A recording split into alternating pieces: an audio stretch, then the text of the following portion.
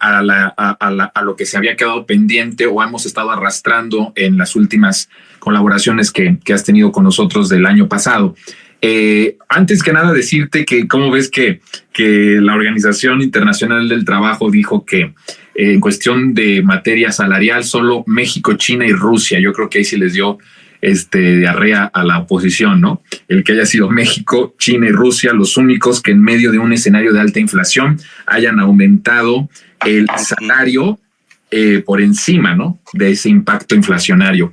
Creo que es una de las cosas importantes y que esto conlleva a esta ley, porque estamos hablando de la ley de pensiones, pero la otra también es una ley bien importante, porque sería como legalizar el que nunca más en México el salario aumente por abajo de la inflación, que siempre sea por encima de la inflación, justo para que haya este reconocimiento internacional y para que los trabajadores no pierdan su poder adquisitivo y que, como lo estamos viendo en este sexenio, hay un consumo. Me llamó mucho la atención, el presidente hace unos días habló, no sé si a principios de año o antes de terminar el año, lanzó un tuit donde dijo: no solamente es que la gente está feliz, que la gente está comprando, que la gente está consumiendo, que la gente está haciéndose de lo más básico y todo, ¿no? O sea, hay una importancia real de que el crecimiento, además, en nuestro país en estos momentos está mucho impulsado por el mercado interno y por el consumo, algo que no pasaba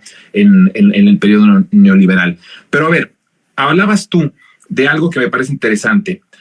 Decías, algunas reformas o con las reformas en cuestión de anticorrupción, en la cuestión laboral y todo, se fueron cerrando las válvulas de escape del presupuesto y de lo que abusaban, de lo que saqueaban y de lo que robaban el sistema neoliberal. ¿Cómo estamos en este momento? ¿Qué mecanismo ves tú? Más bien, ¿qué fuerza de movimiento sigue teniendo o de operación sigue teniendo este sistema con todo lo que se ha hecho y que tú acabas de sintetizar muy rápido, pero además bien explicado? ¿Cuánto margen de maniobra sigue teniendo este régimen derrotado electoralmente en 2018 con todas las reformas, con todas las decisiones que, aunque no están en la Constitución, sí se ejercen desde la voluntad y la decisión del Ejecutivo? ¿Cuánta margen de maniobra hay para este régimen a unos meses de una elección presidencial? Y por otro lado, ¿cuál es el peligro? Porque también hablabas y advertías, y lo has advertido tú, lo he advertido yo, que estamos viendo un ocaso de la clase política tradicional de lo que se conocía como el PRIAN. ¿Y esto qué cosas traería como negativas, en el sentido de que otros poderes, que Xochitl no supo decir que son los poderes fácticos, no sé si lo viste, pero qué otras reacciones por parte de los poderes fácticos, en donde por supuesto que está el crimen organizado, están las oligarquías, está la iglesia, están un montón de instituciones poderosísimas al margen, por supuesto, pues en realidad de la democracia, porque no son ni votadas, ni tienen consenso popular, ni absolutamente nada, pero ejercen una presión a la sociedad. ¿Qué margen de maniobra encuentras con todo esto? ¿Qué tanto se le fue limitando? ¿Y cuál es la consecuencia de esto? Porque de algo que yo estoy seguro, y no sé qué pienses tú, es que no se van a quedar con los brazos cruzados. No lo han hecho en ninguna parte de nuestra región latinoamericana, donde ha habido una revolución o donde ha habido un proceso transformador. No se han quedado para nada quietos y, por desgracia, hay que advertirlo, como un escenario que hemos visto en nuestra región latinoamericana. En todos, no sé, tal vez Venezuela, pero con toda la limitante económica que ya se tiene, con toda la cuestión ya de una guerra mundial de información para desprestigiar al gobierno bolivariano, al gobierno de Maduro. Pero a excepción de Venezuela con sus particularidades, no ha habido ni una sola región que empezó hace una década o más de una década procesos de transformación que hoy siga teniendo esos procesos una buena viabilidad, ¿no? Es lo que yo veo. En México no estamos esperando que se queden con los brazos cruzados. ¿Qué es lo que se advierte que pueda pasar? empezando por la primera pregunta que te estoy haciendo, que es qué tanto se pudo delimitar el margen de maniobra, quitándole todas estas válvulas de manera legal o de manera decisiva y de voluntad política a partir de las decisiones que se ha tomado desde la presidencia de la República. Pues tocan muchos puntos y bueno, lo cierto es que digamos, una característica de las élites neoliberales, tal vez la característica definitoria de las élites neoliberales en México es que se dedicaban al bandidaje de Estado. O sea, es eso, ¿no? O sea, por Estado mínimo se referían básicamente, déjenos a nosotros el Estado para farrearnos el recurso público. O sea, es eso. A eso se dedicaban las élites neoliberales. Entonces, lo que acabamos de hacer en este ejercicio de repaso, de recapitulación de reformas, es demostrar cómo el presidente Andrés Manuel López Obrador atiende la situación concreta del país, cerrando justamente esas válvulas de escape de los dineros públicos, de los dineros de la nación, de tal modo, ¿no?, que esa élite eventualmente sea desterrada del ámbito público. Pero eso es un proceso. Es un proceso, evidentemente, que no vamos a alcanzar en el curso de 6 años, ¿no? Y por eso responde también un poco a esta idea de separar el poder político del poder económico, ¿no? Que es uno de los objetivos que se ha planteado de manera explícita, abierta en esta administración. Ahora, digamos, en relación con los actores estratégicos, y sobre todo, por ejemplo, el crimen organizado, pues yo preferiría abordarlo en otro programa que ya lo hemos hecho, para darle pues, la atención que amerita, porque evidentemente lo que vemos es que pues, la oposición cada vez se va a concentrar más conforme vaya perdiendo, ¿no?, terreno dentro del ámbito público, va a ir avanzando, ¿no?, o trasladándose a los ámbitos irregulares, informales e ilegales de la política y de la economía, ¿no? Eso evidentemente va a fortalecer algunas organizaciones criminales y debilitar a la oposición como fuerza política legal, ¿no?, formal. Ahora,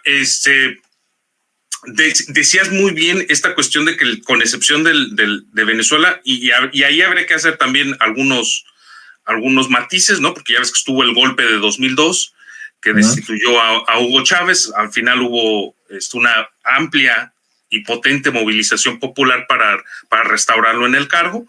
Y después vinieron todas estas agresiones, ¿no?, internacionales capitaneadas por Estados Unidos durante la administración de Donald Trump, ¿no?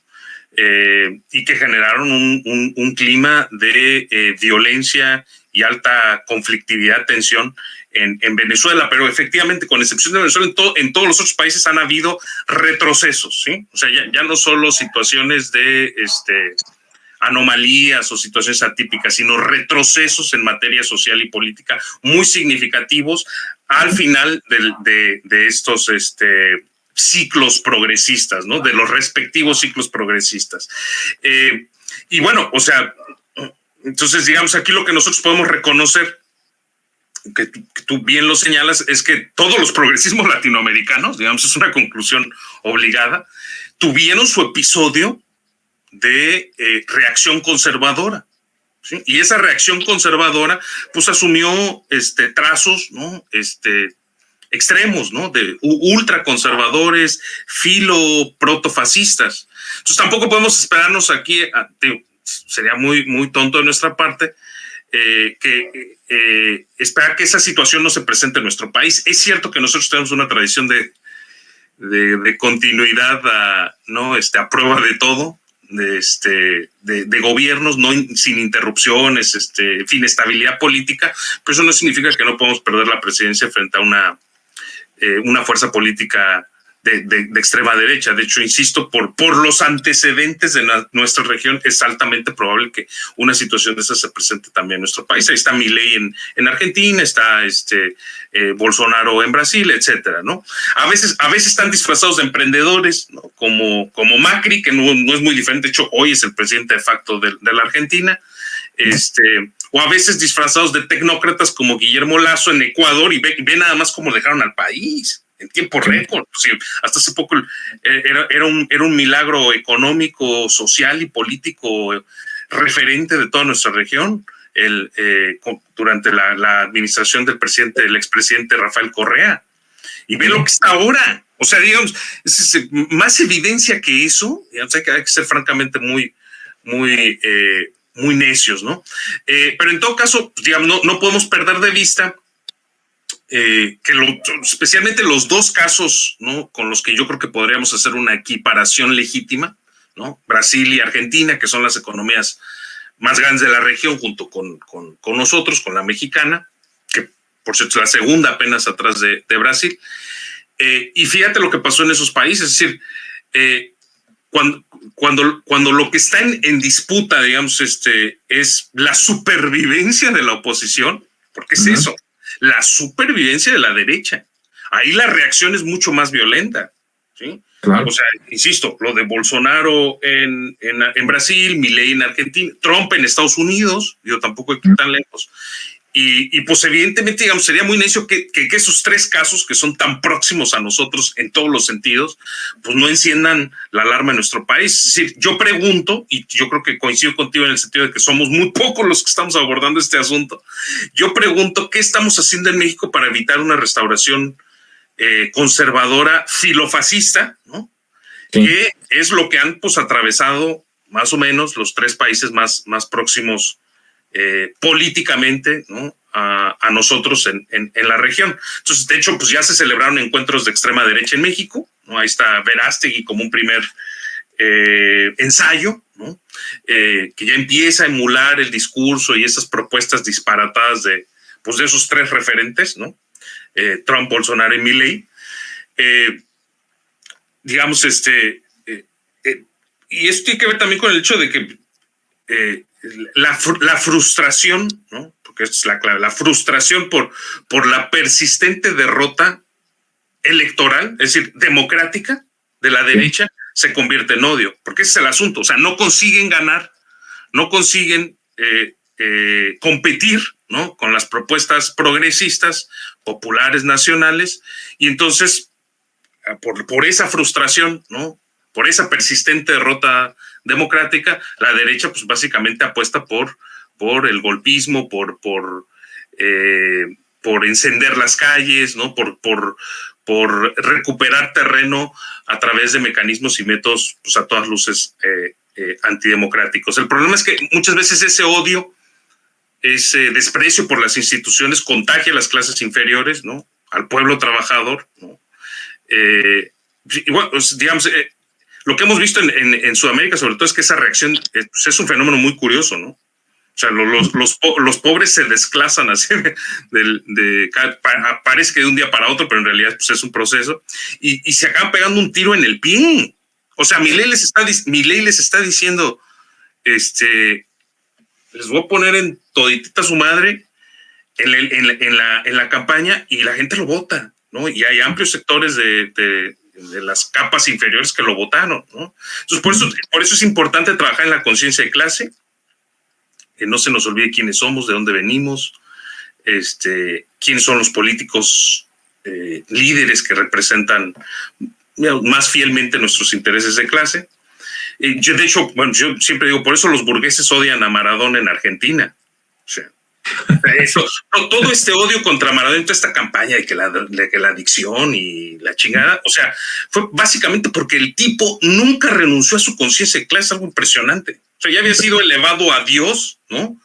Le regalaban los Ferraris en Italia y el tipo nunca renunció a su conciencia de clase. Es una cosa impresionante, por eso pues, es prácticamente un santo allá, santo de los pobres, porque los ricos también lo odian, ¿no? Sí, nunca se creyó burgués, ¿no? Ni digamos, profesó, ¿no?, las prácticas y mantras de la clase alta argentina, ¿no? De hecho, recuerdo en 2016, cuando ganó Macri, tristemente ahí empezó una estancia de 4 años que tuve en Argentina. Sí. Ya empezaban con ese estribillo de que el problema de la Argentina era que los precios estaban desactualizados. O sea, fíjate nada más la barbaridad, te lo decía el taxista. Es que no, el problema es que los precios están desactualizados. Y tú dices, ¿desactualizados en qué sentido? No, pues es que deben ser más altos. Sí. Sí. Y tú dices, te lo dice o sea, eso es a lo que voy, con lo que tenemos que tener mucho cuidado en México, porque digamos, ya lo vimos pasar claramente en estos países, ¿no? Que son tan próximos a nosotros. Te lo decía el panadero, el taxista y el burócrata jodido. No, están desactualizados los precios, ¿no? Tendrían que ser más altos, ¿no? Y decían, por el contrario, y esto de hecho viene a colación de lo que tú acabas de mencionar, que los salarios, o sea, fíjate, la clase trabajadora decía, los precios están desactualizados, deberían ser más altos. Y los salarios están muy altos. Y eso provoca, pues, esa inflación de los precios. Así que hay que bajarle, ¿no?, al salario. Lo decía, fíjate, o sea, el trabajador repitiendo, alienado hasta los huesos, ¿sí? Que el problema es que los precios son muy bajos. No, que los precios son muy altos. Y los salarios, no, que los precios, sí, que los precios son muy bajos y que los salarios muy altos.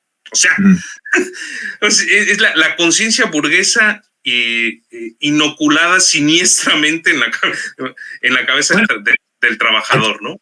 Aquí en México, acuérdate, se decía, no aumentes los salarios porque eso trae inflación, ¿no? O sea, y no sé en qué tanto eso también abarcó en la conciencia colectiva de decir, no, pues sí me merezco un salario bien jodido porque lo contrario va a aumentar los precios, los precios de la canasta básica, de todo lo que se compra, y entonces sí nos vamos a ir a la quiebra, ¿no? A lo mejor sí había también esa conciencia.